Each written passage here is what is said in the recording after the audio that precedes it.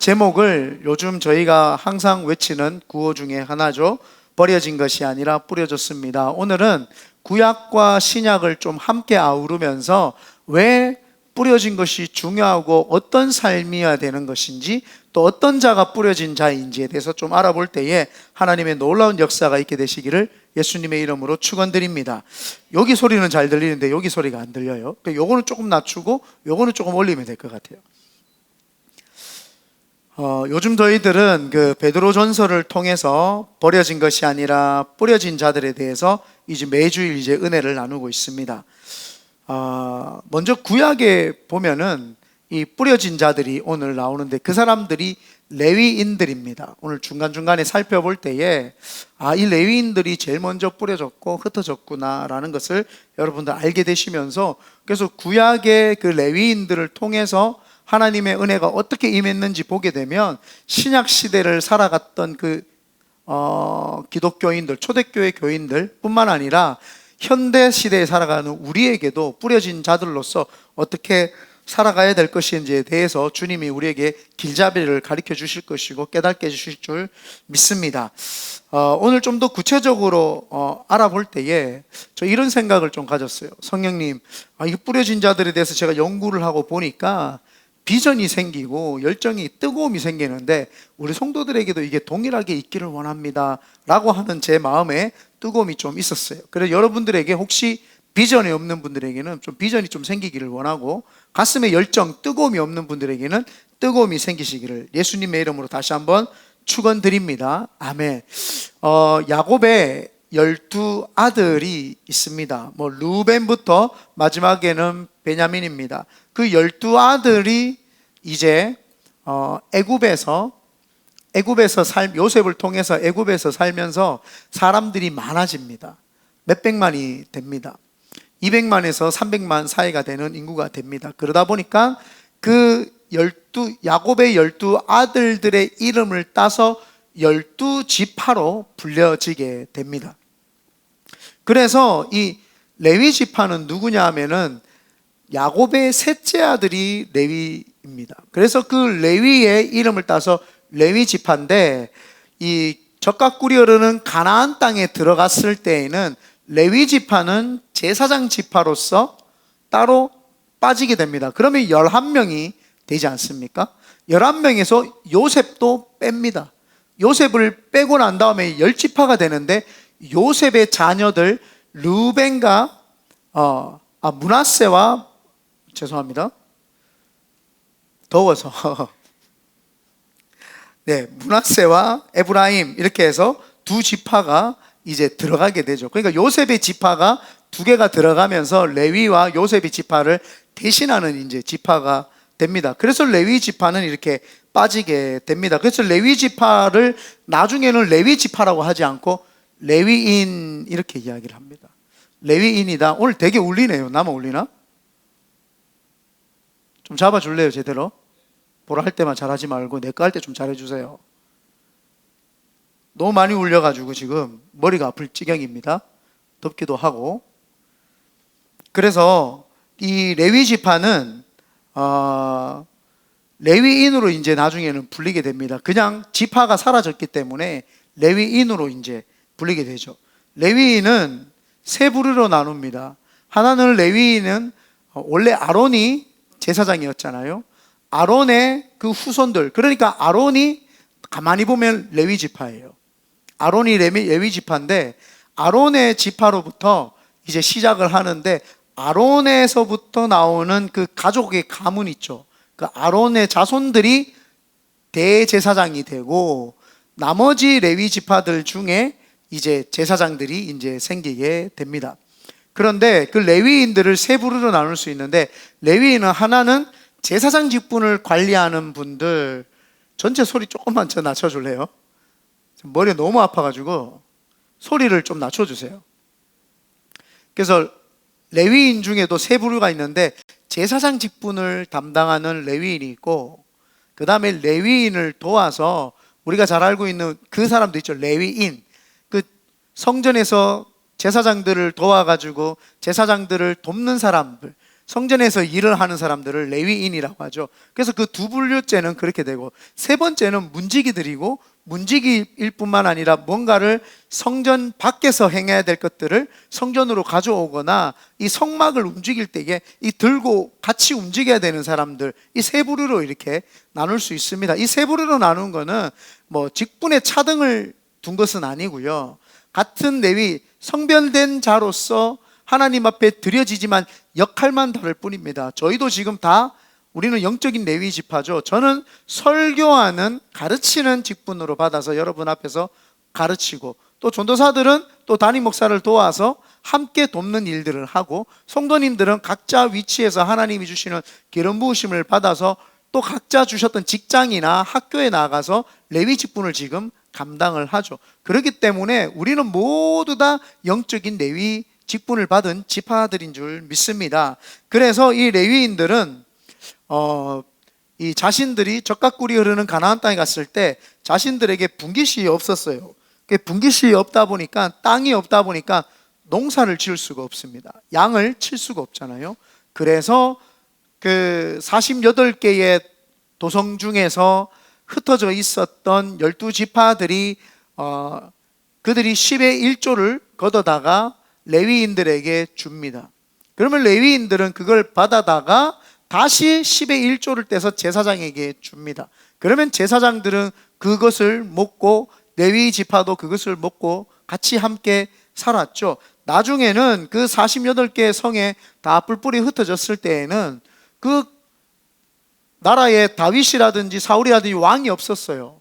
왕이 없고 이 광야 생활처럼 성막을 중심으로 다 살아가는 게 아니라 각 성별로 이제는 지파별로 예배를 드렸기 때문에 각 성의 48개의 48명의 제사장과 대제사장은 이 모든 걸 아우르고, 또 그 우리가 알고 있는 피난처 되는 그 성읍에도 제사장들이 다 들어가 있고 거기 레위 지파들이 다 들어가 있었기 때문에 각 지파별로 레위인들이 필요로 했던 거죠. 각 지파별로 예배를 드려야 되니까.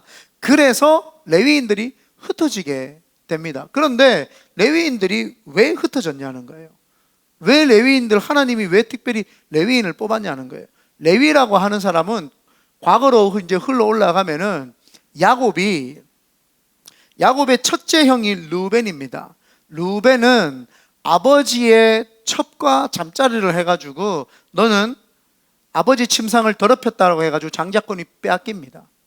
그리고 시므온과 레위가 나중에 하란이라는 곳에서 거부가 되어가지고 야곱이 올라왔는데 그 자신의 딸 디나가 딸 디나 맞죠?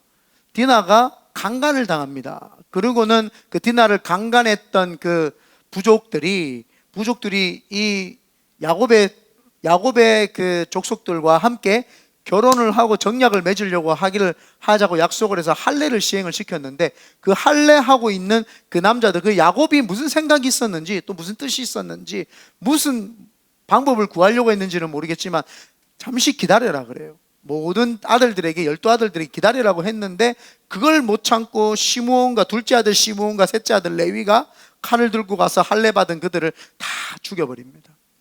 그들이 하나님께 나중에 속할 수 있는 사람들이었는데 다 죽여버렸죠. 왜? 우리가 그 나중에 보면은 그 여호수아하고 언약을 맺었던 그 족속도 하나님이 살려준 것처럼 이 족속도 하나님이 살려줬을지 우리는 알지 못하는데 그렇게 했죠. 그래서 이 야곱이 이 아들 둘이를 저주를 해버립니다.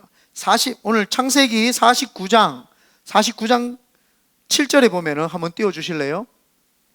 창세기 49장 7절 다 같이 읽어봅니다. 시작. 그 노여움이 혹독하니 저주를 받을 것이요 분기가 맹렬하니 저주를 받을 것이라. 내가 그들을 야곱 중에서 나누며 이스라엘 중에서 흩으리로다. 시므온과 레위가 저주를 받는 거예요. 아무리 아들이 잘못했다고 해도 얼마나 야곱이 화가 났던지 저주를 해버립니다. 무슨 화가 났는지는 잘 모르겠는데 화가 너무너무 난 거예요. 그래서 저주를 해버리니까 그 저주대로 그대로 돼버린 거예요.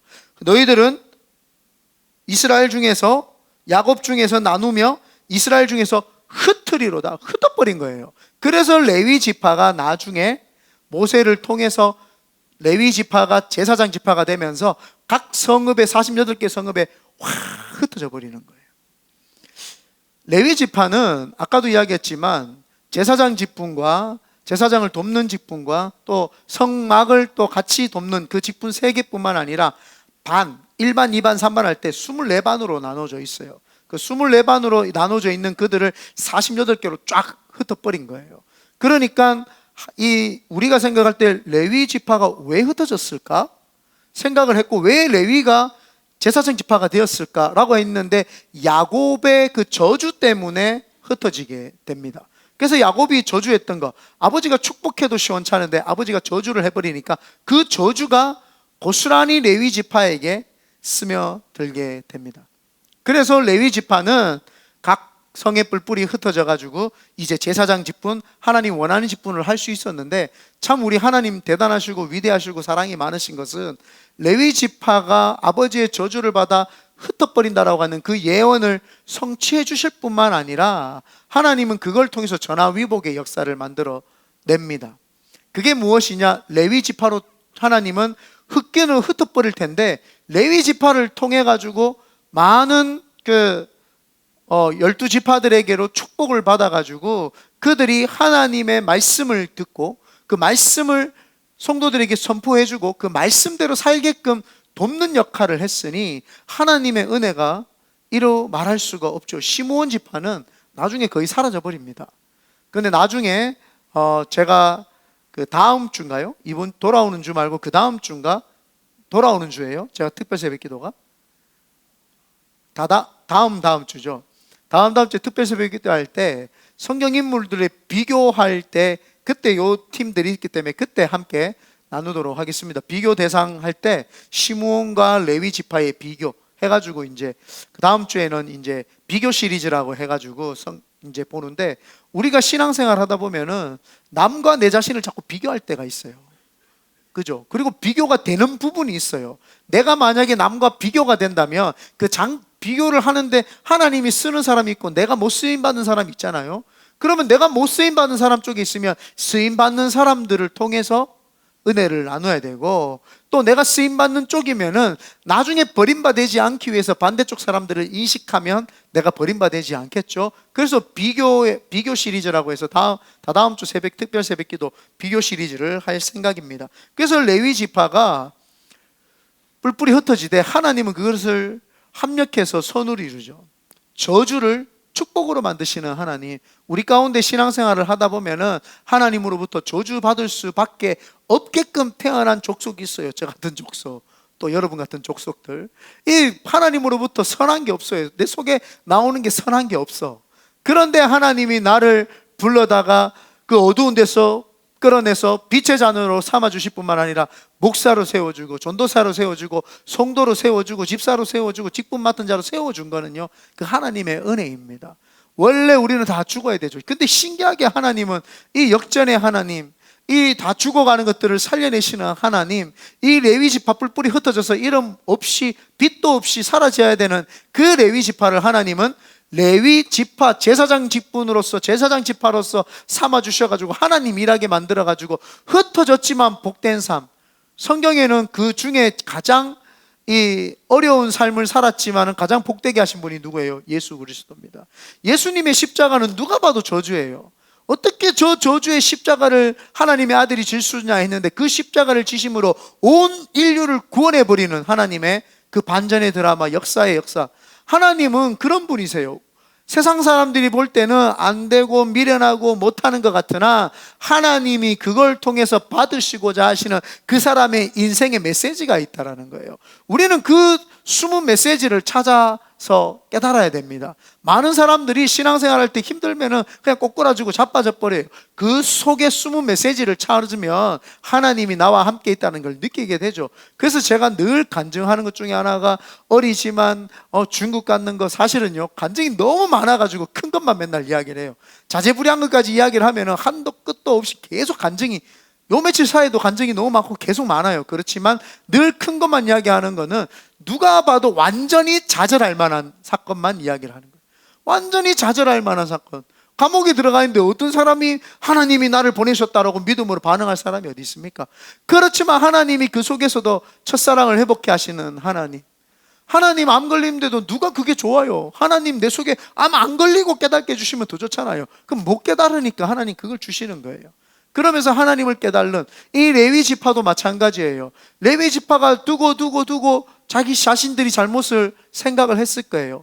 그러나 흩어지고 나서는 은혜를 받고 나니까 그 하나님이 우리 같은 레위 지파를 죽어야 마땅하고 흩어져서 사라져야 될 먼지만도 못한 레위 지파를 구원해 주셔서 제사장 지파로 만들어 주셨네. 하나님이 흩어뜨렸지만 하나님이 흩어뜨린 것을 없어지는, 그냥 먼지만도 못한 없어지게 만든 것이 아니라 흩어진 걸 가장해서 하나님 뿌리신 거예요. 그래서 그 뿌리신 거예요. 그러니까 그 뿌림이 싹을 트고 열매를 맺는 게 제사장 지파 아닙니까? 우리가 그래서 구약에 있는 것을 잘 보면은 신약의 걸 적용을 할 수 있어요. 그래서 많은 분들이 자꾸 저는 구약을 되게 사랑하는 스타일이어서 구약을 사랑으로 늘 보기 때문에 구약의 은혜가 너무너무 많은데, 많은 분들 자꾸 구약을 율법의 하나로서, 고리타분한 것의 하나로서, 전통의 하나로서 보기 때문에 구약을 통해서 은혜를 못 받는 거예요. 그래서 사실은 구약을 자세히 보면은 하나님의 사랑이 깊이 있는 거예요. 여러분, 여기 뿌려져 있는 거 하나님의 은혜입니다. 여러분, 대한민국 사람들이 어떻게 여기 와가지고 여러분 자리 잡아서 교회를 세우고 은혜를 나눌 수 있습니까? 여러분이 왔다고 생각을 해도 그거는 착각이에요. 하나님이 뿌린 거예요. 하나님이 나를 왜 여기 뿌리셨지? 이민 생활하는 사람들 보면 여러분, 사업회가 망한 사람도 오고, 유학 와가 학생도 오고, 한국에서 사기치다가 온 사람도 있고, 도피한 사람도 있고, 별의별 사람 다 있잖아요. 그런데 그것마저도 그 사람들이 오면은 한인 커뮤니티 해가지고 교회를 와요. 그 사람들도 자기가 인생을 컨트롤 하려고 해가지고 여기 왔다고 생각을 하지만 하나님이 허락하신 거예요. 하나님이 여기다가 뿌려 놓았기 때문에 내가 여기서 예배를 드릴 수 있고 하나님을 알 수 있는 거구나. 하나님이 나를 뿌리셨구나. 나는 흩어진 줄 알았고 버림받은 줄 알았고 먼지만도 못해가지고 헐헐 날아가 버린 줄 알았는데 하나님이 여기 뿌리셔서 내가 여기 뿌리 내리게 되었구나 라는 걸 우리는 알 수 있어야 될 줄 믿습니다. 전 세계에서 자기가 속해 있는 나라 있죠. 대한민국 몇 천만이에요 지금? 한 5천만이 돼요. 5천만이 넘었어요. 몇십 년 전만 해도, 한 10년 전만 해도 4천만 이렇게 했는데 이제는 5천만이 넘었어요. 인구는 어린 아이들 연령은 안 느는데 노인 연령이 자꾸 느는 거예요. 수명이 오래 살아가니까 안 돌아가시니까 5천만 명이나 된 거예요. 그래서 우리나라 5천만 명이에요. 그렇게 자기 나라의 인구만큼 해외에 나가서 사는 나라 중에 제일 많이 해외에 나가서 사는 나라가 어딘 줄 아세요? 맞추면 선물 드리겠습니다. 땡! 네, 폴란드입니다. 폴란드라고 하는 나라는, 그 나라가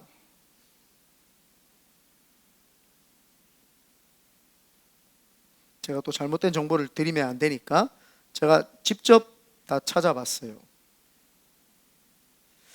폴란드라고 하는 나라는 정확하게 지금 현재 폴란드에 사는 사람들이 3,800만 명입니다. 그런데 디아스포라로 흩어져 사는 사람들이 2천만 명이에요. 그 중에 시카고에 굉장히 제일 많이 삽니다.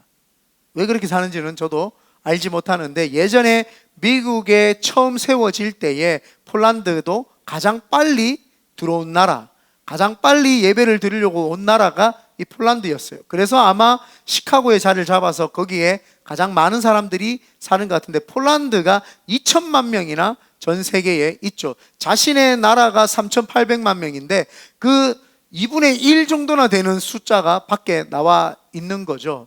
그리고 그러면 여러분, 전 세계에서 가장 많은 사람들이 디아스포라로 사는 나라, 그러니까 자기 나라 말고 외국에서 또 많이 사는데 자기 나라보다도 많은 것이 아니라 그냥 어마어마한 숫자가 자기 나라 말고 해외에서 사는 나라, 이건 되게 쉬울 것 같은데요. 중국.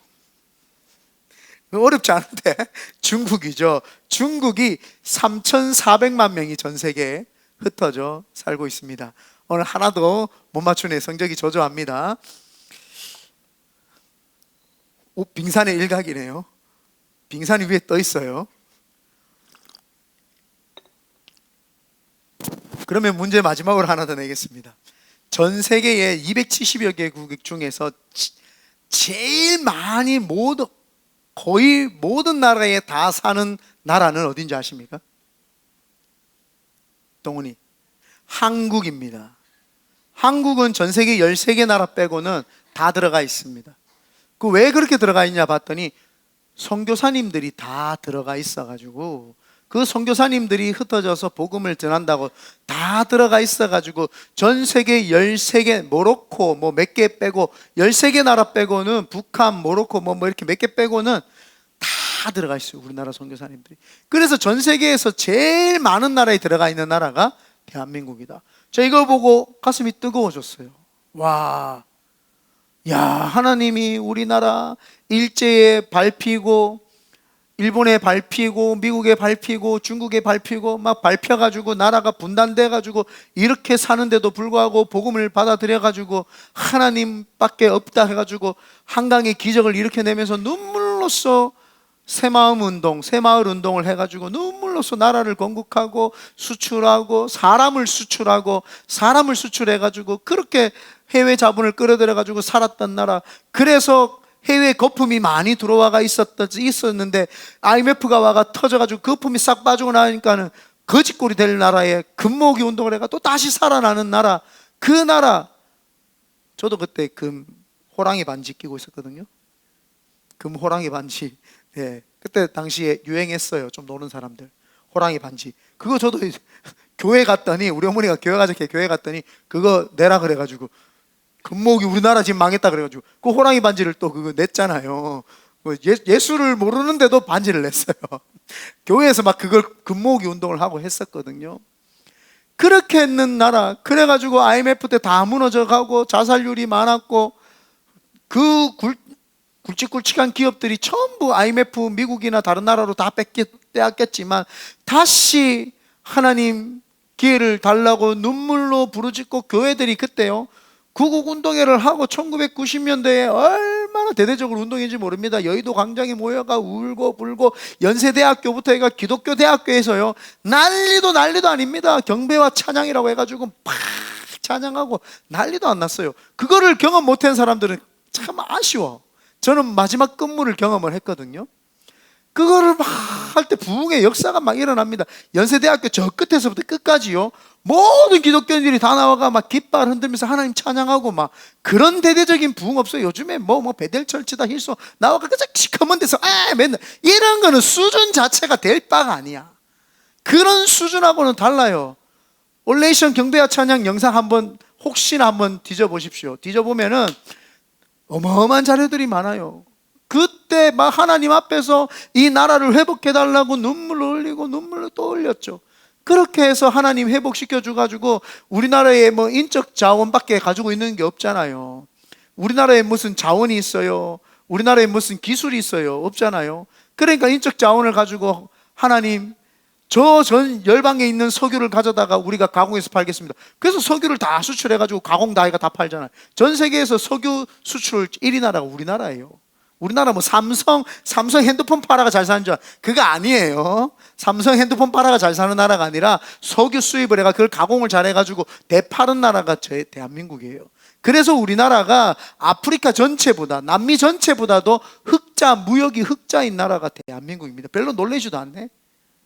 너가 나라가 그렇다고 너가 나라가 자부심을 가져라고 젊은 것들이 몰라가 헬조선 그러고 있지, 네가 생각할 때 헬조선이지 우리가 생각할 때는 대한민국이에요. 아주 하나님이 쓰시는 위대한 나라예요. 그 나라가 선교사들을 파송하기 시작한 거예요. 이제부터 안 되겠다, 선교의 눈을 돌리자. 미국이 잘 사는 이유, 유럽이 옛날에 잘 살았던 이유, 영국이 잘 살았던 이유가 뭐냐? 선교했다. 그래서 우리나라 선교하자. 그렇게 해서 선교하기 시작을 한 거예요. 어마어마한 선교를 시작했더니 하나님이 우리나라의 제사장 국가로서 기름 부어주셔가 우리나라가 잘 된 거죠. 안 믿는 사람들은요 연세대학 병원, 지금 기독교 병원 안 가야 돼. 그 선교사님들이 세우는 대학교, 학교, 병원에 다 지네들 혜택 받으면서 예수를 안 믿는 그 배짱은 뭐야? 네? 그건 뭐예요 도대체? 나 이해가 안 되는 거야. 미국 땅에 다른 예수 안 믿는 사람들은 이민 오면 안 돼. 여기가 어떻게 해가지고 세워진 땅인지도 모르면서 와가지고 좋다고 이민 자유 이러고 뭐 이러면 돼요, 안 돼요? 여기는 영국에 있었던 청교도들이 목숨을 걸고 신앙생활하고 와가지고 신앙생활을 하면서 일군 나라가 여기예요. 그런데 그것도 알지도 못하면서 여기 와가 자유 그러고 막 프라이버시 타령하고 있고, 자유와 프라이버시는요, 하나님하고 내 사이를 갈라놓는 그 어떤 것이 무엇인지를 깨뜨려 보는 게 프라이버시를 지키는 거예요. 내 프라이버시는 하나님하고 내하고의 관계를 깨뜨리는 게 누군지, 그게 무엇인지 그거를 박살내는 게 프라이버시를 지키는 거지, 집 방 안에 앉아가지고 게임하고 놀고 음란하고 이거를 프라이버시로 생각하는 이 잘못된 세상, 이게 바로 이 잘못된 거죠. 이 레위 지파가 흩뿌려졌을 때에 그들이 참여하고 회개했던 게 뭐예요? 그 예배를 드리면서 다시 하나님 회복시켜 달라고. 그래서 그 사람들을 위해서 대신 뭐예요? 이제 기도하잖아요. 대신 그 사람들을 위해서 눈물 흘려주고 대신 그 사람들을 살려주죠. 그래서 레위 지파 사람들이 했던 일이 뭐냐? 예배 드리는 거였어요. 번제, 속죄제, 화목제, 속건제, 하나님 앞에서 예배를 드리는 일을 했던 거예요. 그래서 성도들이 와가지고 양을 와가지고 하면은 그 양에다가 안수를 하고 양을 잡아다가 흘린 피를 가지고 그 우술초라고 하는 게 있어요. 우술초, 그 나뭇잎인데 그걸 가지고는 이게 피가 굳어지지 않게 하는 거거든요. 우술초를 가지고 번제단 내면에다가 뿌리고 보혈의 피, 예수 그리스도를 통해서 이 이스라엘 백성들이 죄를 용서해 주는 데에 그 브릿지 역할, 다리 역할 했던 제사장들이 바로 레위 지파라는 거예요. 우리가 지금 전 세계에서 우리가 여기 이 땅에 와가지고 그냥 뭐 대충 하나님이 교회 하나 세워가지고 더워 죽겠는데 찬양하라 그러고 맨날 똑같은 패턴이 흐르는 것 같고 그렇죠? 아니에요. 그런 수준의 얄팍한 수준의 신앙을 하나님이 하라고 우리한테 이 교회를 주시고 주신 게 아니라니까요. 이걸 깊이 보면은, 야, 이걸 어떻게 하나님이 이거를 우리에게까지 흘러오게끔 하셨을까? 그 하나님이 어떤 분이신가? 그 하나님이 어떤 하나님이고 그 하나님이 어떤 위대하신 하나님인가? 그게 이제 막 깨달아져야 되는 거예요. 그러면서 비전이 생겨나야 되는 거예요. 이 전 세계에 하나님이 제사장 국가로 세워준 이 대한민국에 내가 태어나서 지금 미국에 많은 사람들이 오고 싶어하는 미국에 사는데 나에게 하나님이 그냥 어중이 떠중이처럼 살다가 죽으라고 나를 미국에 보내셨나? 그게 아니다 말이에요. 하나님이 내가 미국에 가장 강대한 나라에 있게 한 이유는 이 강대한 힘을 가지고 전 세계 복음을 전파하고 내 옆에 있는 사람들에게 복음을 전파하고 예수 그리스도의 보혈의 피, 어린 양의 피를 전 세계에다 뿌리고 바르라고 하나님 주셨구나 라고 우리는 믿어야 될 줄 믿습니다. 구약에서 신약으로 넘어갈 때 신구약 중간사라고 해요. 그죠? 그 신구약 중간사에 어떤 일들이 벌어지냐 하면은 BC 722년경에 북이스라엘이 멸망을 합니다. 그리고 BC 586년경에 남유다가 멸망을 합니다. 어떻게 이스라엘 백성들이 전 세계 디아스포라로 흩어졌냐 하면은 BC 722년경에 북이스라엘이 흩어지면서 아수르에 의해서 명하기 때문에 다 포로로 끌려가가지고 터키와 유럽 쪽으로 쫙 흩어지는 거예요. 그리고 남유다는 바벨론으로부터 BC 586년경에 멸망하기 때문에 그 중동 쪽으로 쫙 흩어지게 되는 거예요. 북아프리카와 중동 쪽으로 다 흩어지게 되는 거예요. 그리고 로마가 식민지로 잡으니까 또 로마의 포로로 끌려간 사람들이 이태리와 저쪽 서방 세계로 더 많이 디아스포라가 되기 시작을 하죠. 그리고는 먹고 살 재간이 없으니까 장사하러 다니고 그러면서 디아스포라들이 흩어지고 또 신약 시대에 와서는 예수를 믿는다는 그 이름 때문에 전 세계의 유대인들이 다 핍박을 받으면서 흩어지기 시작하죠. 그래서 이스라엘 백성들이 흩어졌죠. 그런데 그것이 흩어졌는 것이 그들에게 불행이냐? 그게 아니었다라는 게, 그들이 거기서 열매를 맺는 거죠. 우리가 잘 알고 있는 베드로전서 1장 1절에 보면은 다 같이 한번 읽어보겠습니다. 시작. 예수 그리스도의 사도 베드로는 본도, 갈라디아, 갑바도기아, 아시아와 비두니아에 흩어진 나그네에게, 흩어진 나그네들, 이들이 이제 뭐예요? 거기서 열매 맺고 있는 삶을 살잖아요. 예수 그리스도 붙잡고 거기 흩어져 있는 이 예루살렘에 가가 복음 들은 사람들이 흩어져 가지고 그 지역에 가가 뭘 해요? 우리 대한민국 코리아 디아스포라처럼 다 어디든지 가가 교회를 세웠던 거예요. 그때 초대교회에 다 교회를 세우니까 그때 722년경 586년경 로마로부터 장사하면서 흩어졌던 이스라엘 백성들이 회당 중심으로 다 모이기 시작하는 거예요. 교회 중심으로 모이기 시작을 하는 거예요. 그들이 보니까 갑자기 이스라엘 백성들이 예루살렘으로부터 막 흩어져서 돌아와요. 너네도 어디 갔다 왔어? 예루살렘에 갔다 왔는데 예수가 그리스도시고 그리스도신 예수님이 나의 죄를 위해서 죽었대. 우리 교회 세웁시다 라고 해서 교회를 막 세우기 시작을 한 거예요. 그래서 탄생한 게 초대교회, 우리가 성경에 보는 교회들이 다 탄생을 한 거예요. 그러니까 얼마나 이스라엘 백성들이 흩어져 있었지만 예수 그리스도의 복음을 증거하기 위해서 미리 심겨져 있었다 이 말이에요. 미리 흩어진 것 같았지만, 레위 제사장들이 흩어진 것은 자신들이 버려진 것 같고 흩뿌려진 것 같았지만 하나님이 거기에다가 심어놨다 이 말이에요. 하나님이 뿌려놨다 이 말이에요. 하나님이 뿌려놓으니까 그곳에서 복음이 들어왔을 때 그걸 확 받아들이니까 폭발적인 복음의 역사들이 막 일어나기 시작을 하면서 전 세계가 복음으로 하나 되기 시작을 하게 된 거죠. 그러면서 로마가 211년경에 212년경에 밀라노 칙령에 의해 가지고 로마가 기독교를 국교로서 받아들이게 되고 변화하는 역사가 있게 되고 지금 우리까지 예수 그리스도의 복음을 받아들이게 된 거죠. 레위 지파가 흩어진 것 같았으나 그 레위 지파의 제사장들이 행했던 하나님 앞에서의 예배의 삶이 지금 우리까지 오게 된 거다 이 말입니다. 그런데 여러분, 왜 구약의 레위 제사장들은 그렇게 날마다 하나님 앞에 예배를 했는데 왜 예배를 하고 그들은 삶의 성도들의 변화를 위해서 죄사함을 위해서 몸부림쳤는데 우리는 지금 하나님이 불러내신 거룩한 왕같은 제사장인데 왜 우리는 그렇게 못하고 있습니까? 베드로전서 2장 9절 다 같이 한번 읽어봅니다. 시작. 그러나 너희는 택하신 족속이요 왕같은 제사장들이요 거룩한 나라요 그의 소유가 된 백성이니 이는 너희를 어두운 데서 불러내어 그의 기이한 빛에 들어가게 하시니에 아름다운 덕을 선포하게 하려 합니다. 여러분들이 이제 이 레위 지파에 흩어진 것과 지금 우리가 흩어진 삶이 동일한 삶이구나라는 걸 깨달아야 되는 거예요. 죄인이어서 죽을 수밖에 없는 우리를 주님이 택하셔가지고 심어 놓으셨는데 그러면은 레위인의 삶을 살아내야 되는 거예요.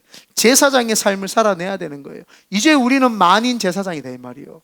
옛날 구약에는 이스라엘만 구원을 받았지만 이제는 all nation이에요. 모든 나라가 모든 국가가 다 구원을 받을 수 있도록 하나님이 허락하셨죠. 예전에는 이스라엘 지파에서 이 레위 지파만 제사장 지파였어요. 그러나 이제는 예수 그리스도를 통해서 휘장이 다 무너지고 제사장의 개념이 없으면서 모든 사람들이 다 이제는 제사장이 만인 제사장이 된 거예요. 옛날하고 지금하고 우리는 달라진 거예요. 옛날에는 그 성막 회막에서만 예배를 드릴 수 있었지만 이제는 예수 그리스도가 몸 되신 교회의 머리 되심으로 예수 그리스도를 믿고 두세 사람이 모인 그곳에는 교회가 되어가지고 그 교회에서 예수 그리스도의 보혈의 피가 흘러가지고 구원의 역사를 만들어내는 것이죠. 그래서 이제는 구약과 신약을 보면서 구약의 이런 한정적인 것들이 신약에 오면은 열려버리는 역사가 있구나. 그런데 우리가 열렸는데도 그 열린 것을 행하지 못하고 있으면 우리는 하나님 앞에서 책망을 받게 됩니다. 만약에 한번 생각해 보십시오. 구약의 레위인들이 양을 잡아다가 하나님 앞에서 이 양을 가져온 성도를 위해서 회개하고 같이 회개해 주면서 이가 하나님 앞에서 범죄하지 않도록 양을 잡아다가 피를 흘려가지고 우슬초를 가지고 다 뿌리고 그렇게 했어요. 그런데 만약에 레위 지파가 게을러가지고 이제는 백성들이 양을 가져오는데 조금만 예배 드리지 않고 조금만 나중에 하자 했으면요 어떻게 될까요? 그 양이 나중에는 그 회막에서 번제단을 들이받기도 하고 물두멍을 들이받고 회막 안에 들어가가지고 그 7 촛대를 들이받고 만나 진설병이 있으니까 양이 그거 다 뜯어먹고 심지어는 급기야 지성소까지 들어가가지고 법기까지 들이받는 역사가 있어요. 제사장들이 게으르면 양들을 제대로 잡지 않고 놔두면 그 양들이 박아가지고 온데 다 받아버린다 이 말이에요. 이게 제사장들이 그 역할을 제대로 했어야 되는 거예요. 신앙생활 할 때 우리가 신앙생활을 하다 보면은 현대 우리 그리스도인들이 내 옆에 커피 맨날 같이 마시고 차 같이 마시고 같이 밥 먹는데도 불구하고 복음을 안 전해요. 그들이 어떻게 해요? 이제 교회들이 받아뿌고 다 받아버리는 거예요. 세상에 교회는 떠나가라 그러고 기독교라 그러고 그러는 거예요. 우리가 제사장의 직분을 제대로 감당하지 않기 때문인 거예요. 내가 옆에 있는 사람에게 복음을 증거하고 예수 그리스도의 복음을 증거할 뿐만 아니라 그 사람들 속에, 그 어린 양 같은 그 사람들 속에 제 가슴을 째가지고 죄를 끄집어내주고 그들의 죄를 가지고 우술초를 가지고 마르지 않도록 보혈의 피를 발라주고 그들을 살려내야 되는 게 우리 역할이란 말이에요. 지금 흩어져 있는 우리가 그 역할을 해야 된단 말이에요. 그런데 게으르고 나태해가지고 내가 뭐 때문에 하나님이 불렀는지도 몰라. 성경을 몰라서 그래. 구약도 모르고 신구약 중강사도 모르고 신약도 몰라. 그냥 어렸을 때부터 교회 나오는 전통이 그게 단 줄 알고 맨날 찬양하고 예배하면 그게 우리가 신앙이 단 줄 알고 살아가는 거예요. 그러면서 자기의 어떤 그 감정대로 하나님을 끌어다가 쓰는 거예요. 신앙에 두 가지 종류의 신앙이 있습니다. 하나는 세 번째 이야기하지만 하나는 하나님을 나에게 속하게 만드는 사람이 있고 하나는 내가 하나님께 속해 있는 사람이에요. 많은 사람들이 신앙을 자기에게 속하는 거예요. 하나님이 내 거를 안 버리고 하나님을 자기 편에 자꾸 두려고 하는 거예요. 하나님, 제 직장에 있는데 이거 어떻게 해야 됩니까? 하나님, 제가 만나는 사람이 있는데 이거 어떻게 해야 됩니까? 하나님, 제가 삶이 있는데 이거 어떻게 해야 됩니까? 하나님, 그거 버려라. 안 버려요. 내 거는 죽었다 깨도 안 버리고 하나님을 내 삶에 이거를 해결해 주는 사람으로 자꾸 이야기를 하는 거예요. 하나님, 내 삶에 하나님이 어떻게 주기를 원합니까? 하나님, 나는 네 삶에 네 문제를 해결해 주신 하나님이 아니라 나는 원래부터 절대 지존자로 있었고 그 지존자 하나님인 나한테 네가 속해야 되는 거야. 그래서 하나님은 어떤 삶을 제가 살기를 원하십니까? 하고 내 삶을 하나님께 드려야 되는 거예요. 하나님, 제가 하나님께 속해 있습니다 라고 말을 해야 되는데 많은 신앙인들이 뭐예요? 하나님, 내 문제 어떻게 해야 됩니까? 내 문제. 하나님이 그걸 내한테 왜 묻냐? 네가 내한테 속해야지. 내가 네한테 속하도록 자꾸 하면 어떻겠냐? 그런데 하나님은요, 그것도 불쌍히 여기셔가지고 그래도 응답을 주신다니까요. 그래도 응답을 주시는 하나님이에요. 그런데 우리가 신앙생활할 때 이제 여기서 벗어나야 되는 거예요. 신앙생활할 때 맨날 자기밖에 모르고 나 생각밖에 못하고 나는 어떻게 살아야 되는지 막 이렇게만 늘 살아가는 거예요. 그러니까 거시적인 눈이 안 돼. 맨날 미시적으로만 쳐다보고 이것만 쳐다보고 있으니까 멀리서 볼 수 없으니까 야박한 신앙생활을 하면서 살아가는 거예요. 그러니까 기독교가 힘이 없고 파워가 없고 능력이 없어가지고 맨날 양들에게 얻어맞는 거예요. 세상 사람들 눈치 보는 거예요.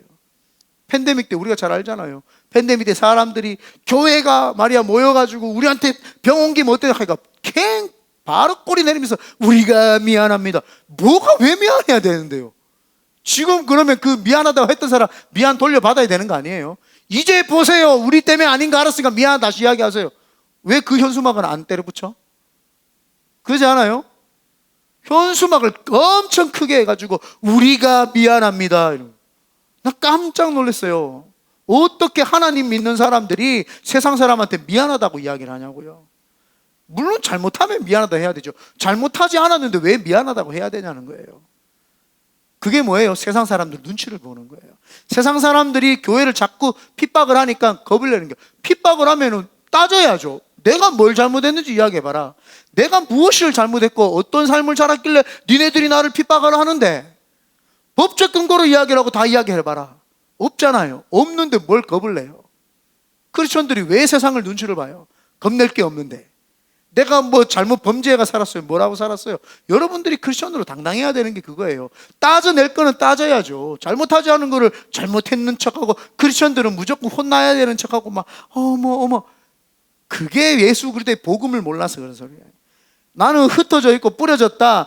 네가 나를 핍박하냐? 나는 네를 변화시켜야 될 사람이다. 너 죄를 내가 물어볼 테니까 너의 죄를 묻고 그 사람들을 책망해서 그 사람 속에 있는 죄를 끄집어내서 그 죄를 우슬초로 깨끗하게 씻어주고 맑게 해가지고 변화시키는 삶을 살아야 되는데 변화를 못 시키고 어떻게 자기가 그 사람들한테 책망을 받고 앉아있으니 이게 무슨 기독교냐는 거예요. 이게 기독교가 아니다 이 말이에요. 하나님이 버린 것 같지만 뿌려진 자들은 그런 삶을 사는 사람들이 아니다 이 말이에요. 왜 버려진 것 같은 줄 알아요? 본인이 버려졌다고 생각을 하기 때문에 버려진 거예요. 하나님은 한 번도 버린 적이 없고 뿌려놨는데, 하나님이 뿌려놔가지고 열매 맺고 자라서 이파리 맺고 꽃 맺고 열매 맺으라고 뿌려놨는데 지가 나는 버려졌습니다. 그러니까 하나님도 열매를 못 주는 거예요. 나는 니를 뿌렸는데 니가 버려졌다 생각하는구나. 세상에 나가니까 세상 사람들이 우리가 버려진 줄 알고 우리를 얼마나 책망을 해요. 그러면 그래야죠. 그와 같이 주님 나를 버리시지 않았다. 하나님은 실수하지 않는다. 내가 지금 니보다 못하다고 세상에서 볼 때 못하다고 할지라도 나는 하나님이 위대하게 쓴다. 하나님은 나를 사랑하신다. 하나님은 나와 함께 하신다. 나도 하나님과 함께 있다. 하나님의 위대하심을 나는 알고 있다. 그렇게 해서 그걸로 밀고 나가야 되죠. 제발 이제 크리스천들이 연약한 소리 좀 안 했으면 좋겠어. 우리 교회는 물론 없지만 우리 교회는 그런 사람 없는 걸 알고 있어요. 제발 우리는 그렇게 살면 안 되는 거예요. 버려진 것 같으나 뿌려진 사람들의 특징이 뭐예요? 당당하다는 거예요. 거기서 열매 맺는다는 거예요. 사람을 살린다는 거예요. 제사장 레위 지파가 흩뿌려졌을 때 그들이 짜부라져가지고 성도들 눈치 봤어요? 그들이 백성들 눈치 봤어요? 안 봤어요. 가장 하나님의 말씀을 먼저 듣고 하나님께 말씀 선포하고 그들을 와서 함께 눈물 흘려주면서 죄를 위해서 같이 기도해주는 그 당당함이 있었던 사람들이 레위 지파 사람들이에요. 이 제사장 지파 사람들이었다. 우리가 하나님이 불렀는 왕 같은 제사장인데 왜 누구 눈치를 봐야 되고 왜 우리가 그렇게 살아야 됩니까? 절대 그렇게 살 이유도 없고 그렇게 살 필요도 없어요. 당당하게 하나님 안에서 건강하게 살아야 되죠. 그런데 이런 이스라엘 백성들을 뽑는 기준이 있었단 말이에요. 오늘 뽑는 기준이 오늘 본문에 나오는데, 뽑는 기준이 한번 보겠습니다. 첫 번째가 정결하게 하는 건데 6절 7절 한번 본문 6절 7절을 읽어보겠습니다. 시작. 이스라엘 자손 중에서 레위인을 데려다가 정결하게 하라. 너는 이같이 하여 그들을 정결하게 하되 곧 속죄의 물을 그들에게 뿌리고 그들에게 그들의 전신을 삭도로 밀게 하고 그 의복을 빨게 하여 몸을 정결하게 하고. 여기에 잘못 오역된 게 있는데 7절에 너는 이같이 하여 그들을 정결하게 하되 그 속죄의 물을 그들에게 뿌리고 라고 나오잖아요. 붓고가 맞아요. 머리끝부터 발끝까지 붓는 거예요. 뿌리는 게 아니고 붓고예요. 요거를 해석을 할 때 침례교 성도들은 뭐라고 이야기를 하냐 하면은, 자 봐라, 우리가 왕같은 제사장으로서 하나님 앞에서 택하심 받은 사람으로서 쓰임 받으려면 침례를 해야 된다, 막 이렇게 이야기를 해요. 자 여기서 침례다. 근데 사실은 성경적으로도 침례가 맞아요. 왜 그러냐 하면, 나 여기 죄가 좀 있는데 요거 좀 씻어줘, 요런 느낌이 아니에요. 물에 푹 잠기면서 나는 죽고, 물 잠깐 데여가 죽지 않잖아요. 물에 확 빠지는데, 그래서 앞으로도 아니고 뒤로 쭉 빠지는 이유가 뭐냐면 나는 죽었습니다 라고 하고 물에 푹 빠졌다가 팍 나오면서 다시 예수 그리스도와 함께 살았습니다 라고 하는 의미이기 때문에 사실은 이거 해석도 침례가 맞기는 맞아요. 그러나 그 우리가 잘 알고 있듯이 카타콤에 있었던 성도들이 강이 어디 있고 물이 어디 있어요. 그 먹는 물이 모자라가지고 아껴 쓰고 있는 그들에게 어떻게 물에 푹 잠길 수 있도록 하겠어요? 그래서 그 사람들에게 물을 해가지고 약식셀에 뿌림이 있었단 말이에요. 우슬초로 이렇게 뿌렸던 것처럼 그 밥티조라고 하는 단어에 뿌리다가 있단 말이에요. 그 뿌렸다 이 말이에요. 그러면 지금은 우리 어디든지 수영장도 있고 강도 많잖아요. 그러니까 지금은 또 침례하는 게 또 더 맞다라고 볼 수 있어요. 그렇지만 전 세계적으로 물이 없는 나라가 있을 수 있겠죠. 그런 나라에서는 뿌려도 돼요. 또 병들었는 사람들 있잖아요.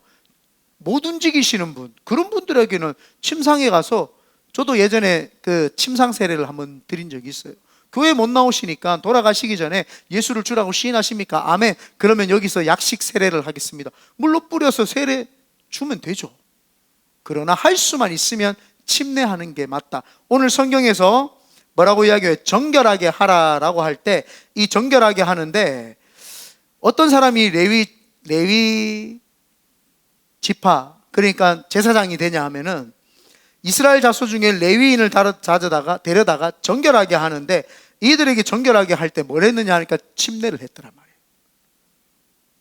침례를 시켜서 정결하게 했던 거예요. 너 하나님 믿고 하나님 뜻 가운데서 죽었다가 너 다시 태어나는 삶. 그래서 이제는 레위 지파는 레위 지파가 아니라 레위인으로서 하나님께 바쳐져서 하나님이 원하는 삶을 살겠다고 너 다짐하냐?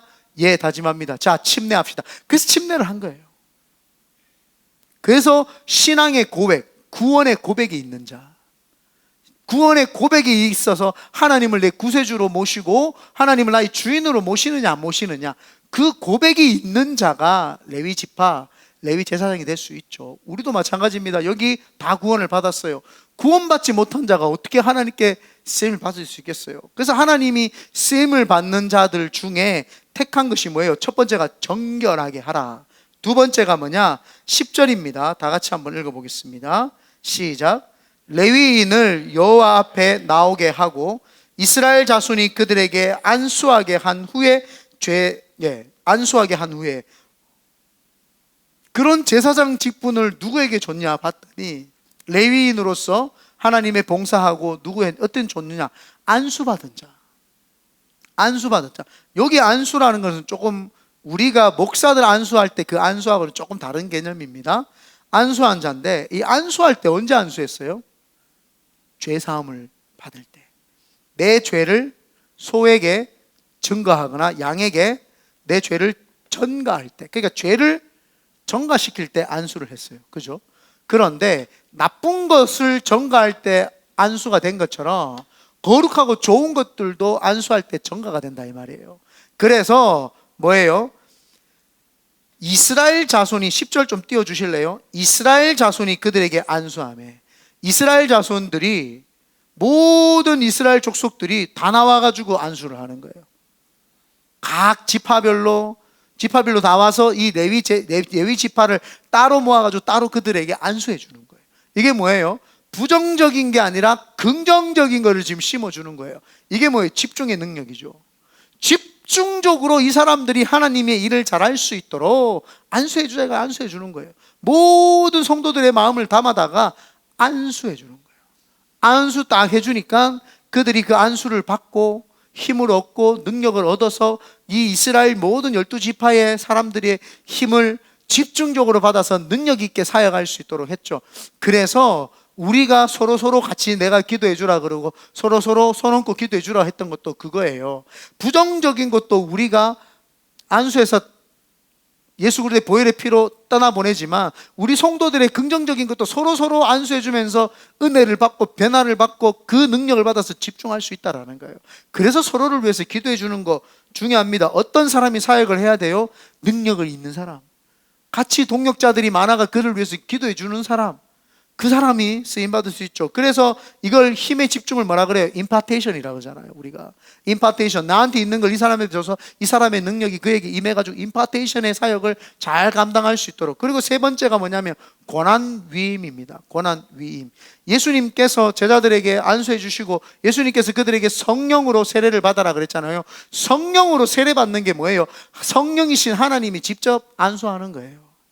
성령 하나님이 안수해 주셔가지고 그들에게 능력이 임하면 뭐가요? 권능을 받고 너희는 온 유대와 예루살렘과 사마리아 땅끝까지 이르러 내 증인이 되리라. 하나님으로부터 권능의 안수를 받는 거, 그게 성령 세례예요. 그래서 성령 세례 받고 성령 하나님을 깊이 만나게 되면은 성령님이 이 사람에게 뭐예요? 예수 그리스도와 동일한 사역을 할 수 있도록 위임을 해주는 거예요. 위임. 우리 지난주에도 배웠잖아요. 지상대 위임령. 왜 위임을 해줬어요? 예수님의 사역을 동일하게 하라고. 딴 사역하지 말고, 이상한 사역하지 말고 내가 했던 거 병 고치고 치료하고 가르치고 가난하고 헐벗고 굶주린 사람들을 살려내는 사역을 하라고 위임을 했죠. 그 위임을 했는데 능력이 없으니까 그 위임의 권한을 성령님이 임하시면서 주시는 거예요. 확증, 인치시는 거예요. 도장으로 땅 이제 예수 그리스도의 사역을 그대로 하세요. 그 위임을 받으니까 어떻게 해도 사역을 하는 거예요.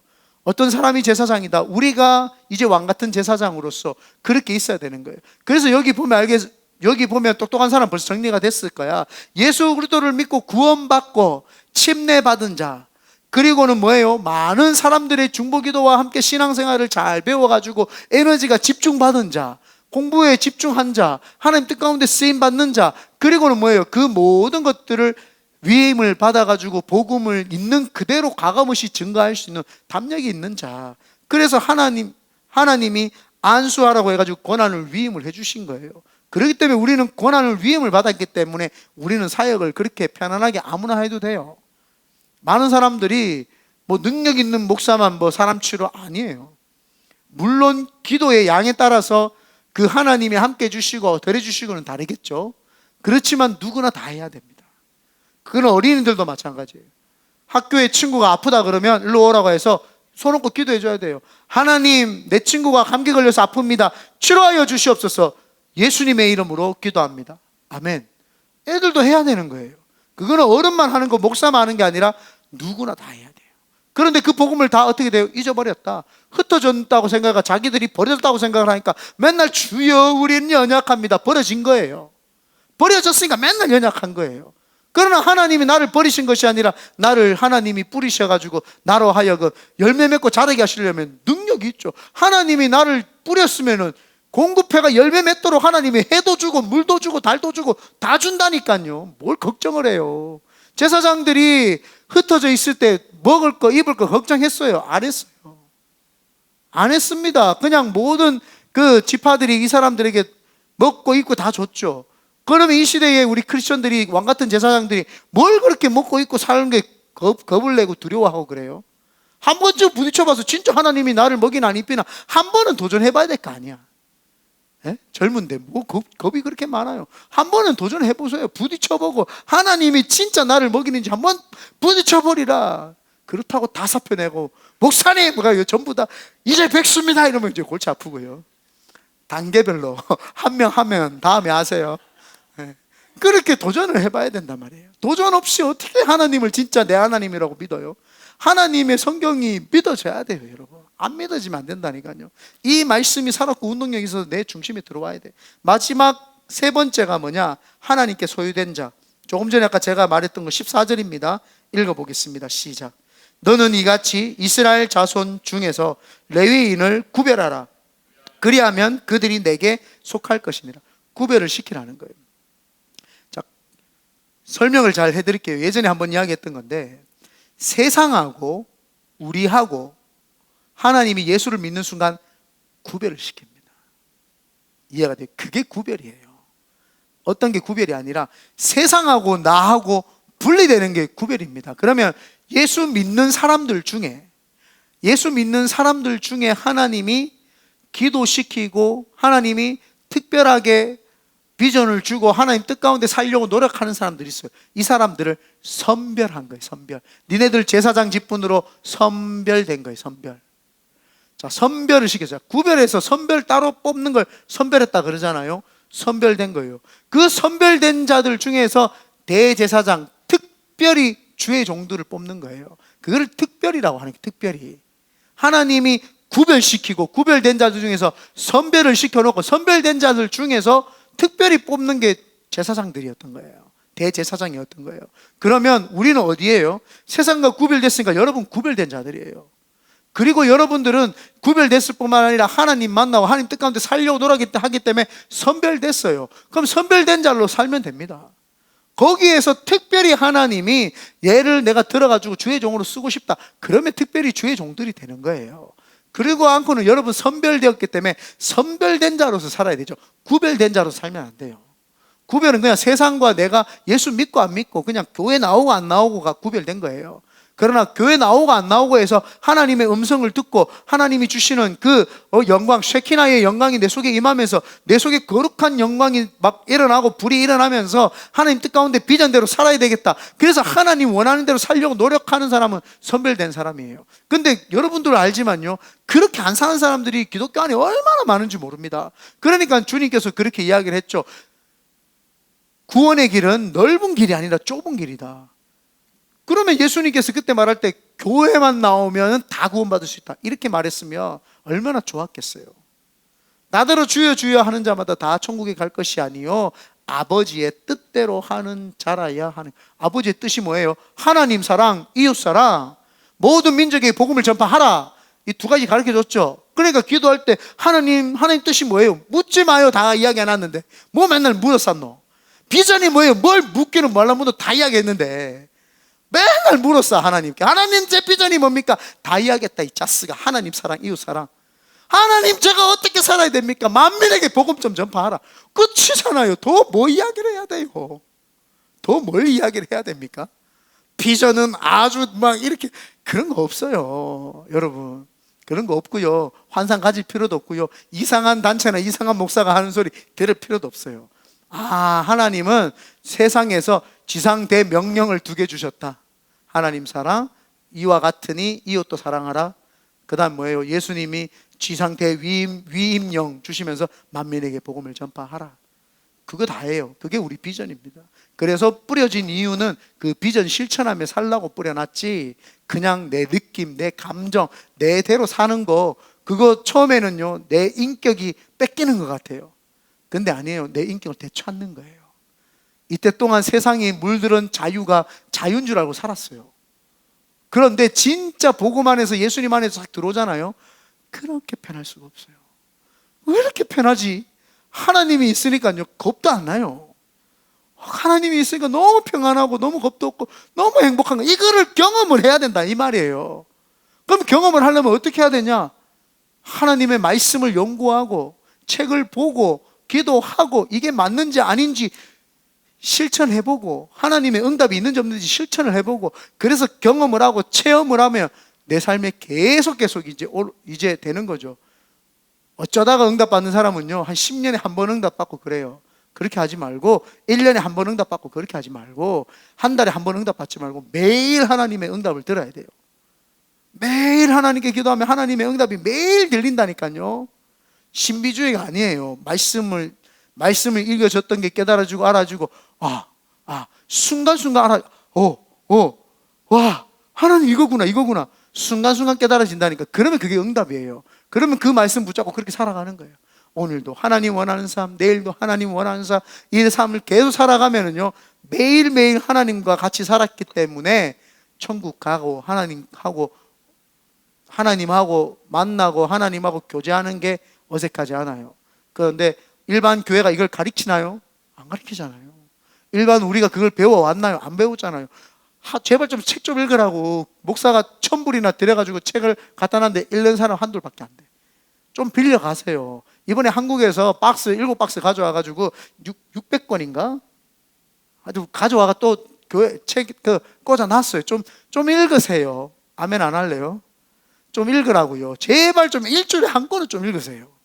그래야 좀 이게 좀 하나님이 말하는지를 알 거 아니야. 아니면 성경이라도 1년에 좀 한 3-4동 하든지.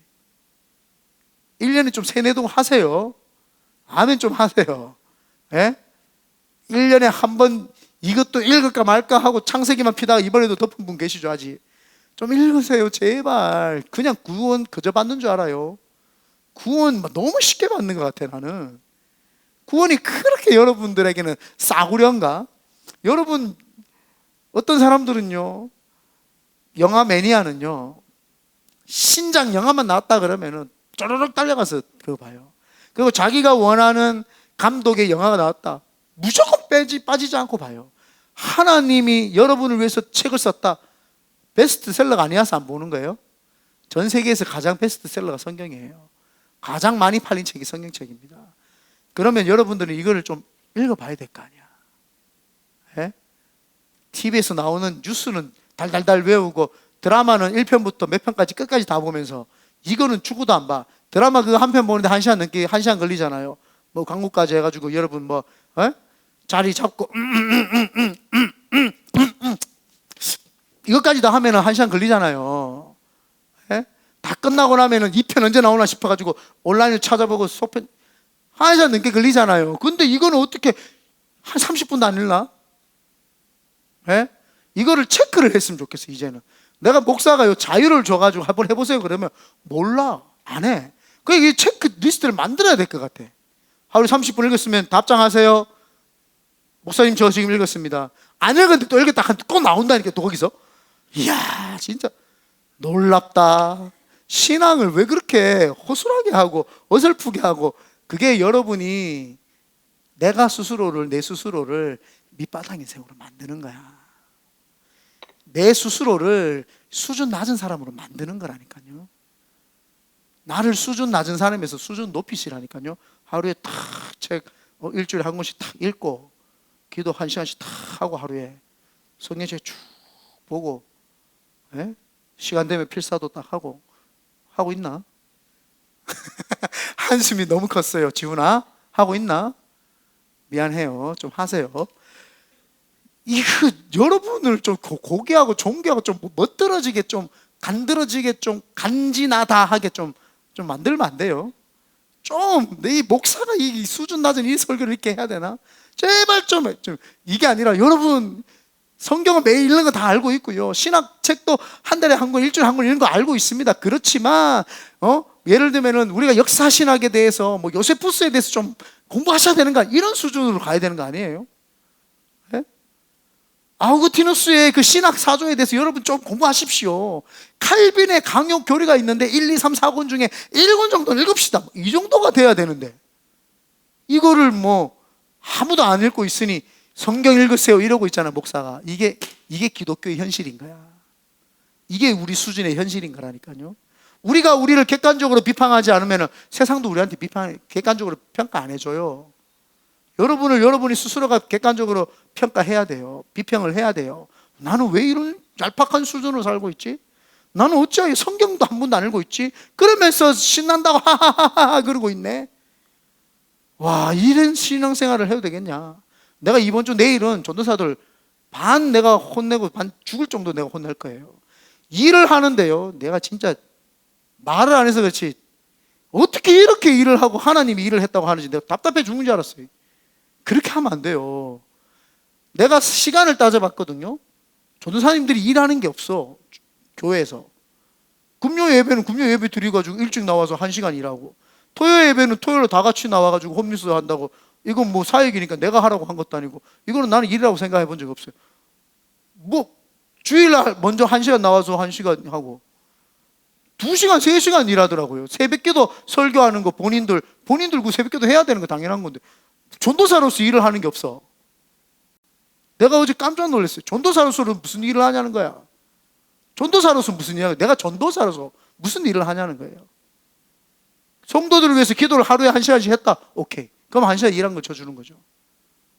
내가 성도들을 위해서 말씀 연구를 하루에 30분씩 한다. 오케이. 그거는 전도사 일한 거예요.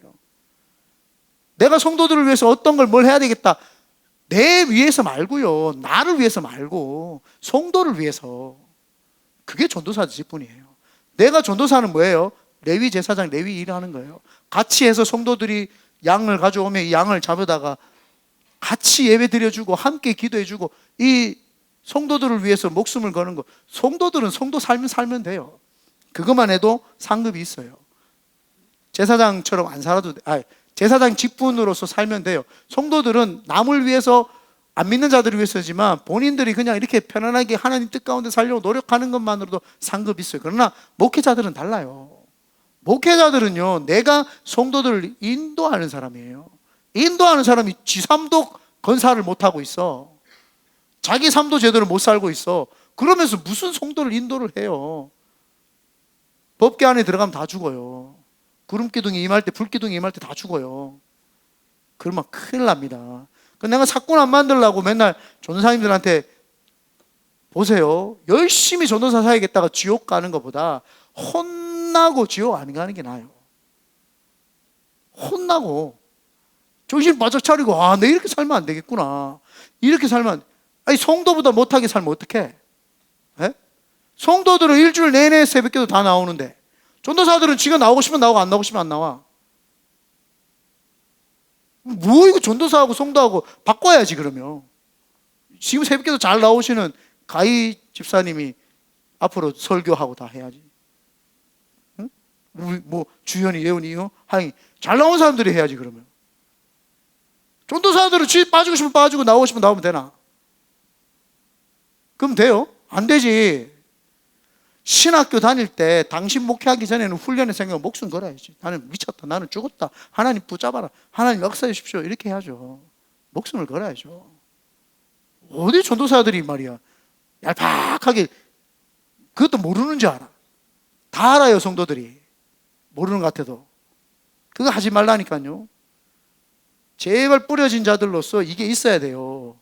내가 요즘에 안마라 하잖아요. 안말 안 하잖아. 그잖아요. 예전에 내가 요거 한 1년 전 모습이잖아요. 그잖아요. 내 1년 전 이후로는 내가 하나님 앞에서 원래 초기에 하나님 주신 말씀이 뭐였냐 하면은 칭찬하고 사랑의 말을 많이 해줘라. 그래서 한 번도 안 뭐라 했어요. 잘 안 뭐라 했어요. 그냥 그래 알았다 하는데도 안 돼. 지금 7개월째인데 이러면 어떻게 해야 돼요? 한 번쯤은 또 목사가 눈이 또 이렇게 돼가 막 화가 한번 내야지. 이게 그 우리가 동물이에요? 왜 화내면은 막 말을 듣고 안 내면 그러지. 그 목사만 맨날 요 카메라를 보는 사람들은 목사가 이상한 줄 안단 말이에요. 저 목사가 뭐 혈기가 많아가지고. 아유, 저는요 목회 안 해도 감사한 사람이에요. 내 같은 놈 구원받아가 감사한 사람이야. 근데 하나님 직분 주셨잖아요. 그러면 목숨을 걸어야 돼. 전도사들도 마찬가지고 성도들도 물론 마찬가지죠. 전도사들도 여러분 목숨 구원받은 것에도 감사해야 돼. 그러면 하나님 주신 직분이면 이거요 조만간이에요. 내 목숨 걸고 신학교 다닐 때 훈련 받아야 돼. 이거 훈련 못 받잖아요.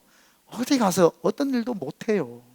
이거 새벽기도 나오는 거 제대로 못 하고 성도를 위해서 1시간 기도하는 거 제대로 못 하고, 예? 이거 성경 한번 30분 제대로 못 읽는데 어떻게 무슨 훈련을 받았다고 할 수 있냐고. 나는 교회에서 훈련시킨 거 그거밖에 없어요. 새벽기도 하세요. 말씀 준비하세요. 다른 건 뭐가 훈련이 돼요? 다 성도들하고 똑같잖아요. 성도들하고 똑같은 거 말고 다른 게 훈련을 받아야 된단 말이에요. 그게 뭐예요? 새벽기도예요. 나와서 기도하고 성도들에서 하고. 요새는 산기도도 아무도 안 가.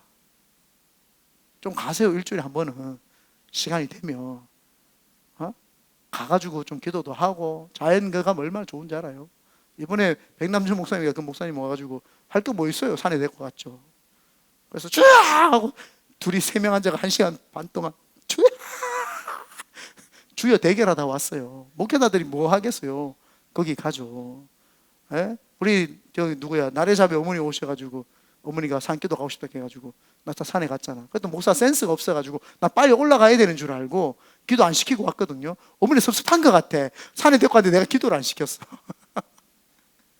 나는 빨리 올라가셔야 되니까 저 위까지 2시간 반이 걸리잖아. 그러니까 빨리 모셔야 된다 해가지고 왔는데 어머니가 섭섭했을 것 같아. 산에 데리고 왔는데 내가 기도도 안 시켰어. 막 기도 같이 해서 산에 가고 싶다는 거, 기도원 가고 싶다는 말은 뭐예요? 기도하고 싶다는 말이잖아요. 목사가 센스가 없어가지고 내가 얼마나 회개했는지 몰라요. 하나님 산에 갔는데 어머니하고 기도를 하나 못했네요. 그래가지고 혼자 또 산에 가가지고 기도하고 그랬어요. 참 이런 삶을 우리가 삽니다. 그래서 오늘 제목이 버려진 것이 아니라 뿌려졌으니까 버려졌다 생각하지 말고 여러분 인생을 막 살지 말고 뿌려졌으니까 열매 맺는 삶 살도록 여러분들이 함께 하나님 앞에서 좀 으쌰으쌰하고 기도하면서 하나님께 정말 좀 드려진 인생 살게 되시기를 예수님의 이름으로 축원드립니다. 그래서 제가 그 책을 한 권씩 다 보라고 숙제로 내드릴 거예요.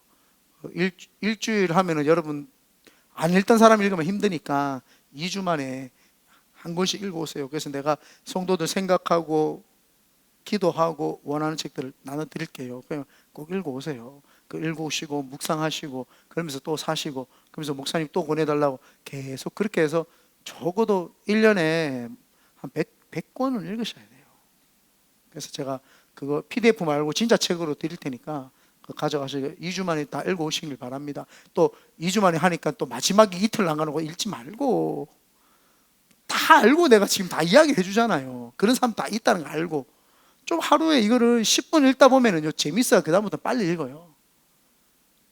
안 읽어서 그렇지. 10분만 읽고 덮고 또 다음날 10분 읽고 덮고 그러다 보면은 뭔가 이 영적인 그게 생기네. 그럼 쭉쭉쭉 읽게 돼요.